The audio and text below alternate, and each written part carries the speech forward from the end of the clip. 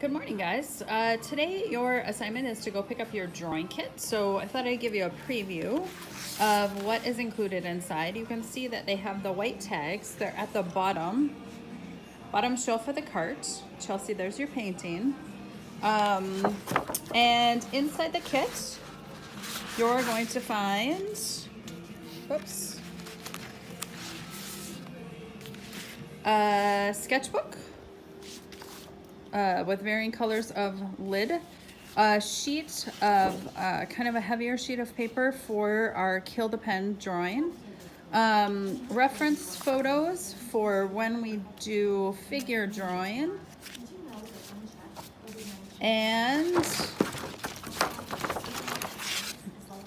a pen, charcoal, a pencil, and a kneadable eraser. All right, so that is what's included in your kit. Hopefully you have a chance to pop up to school today and grab it from 10 to 2. All right, sounds great. Bye.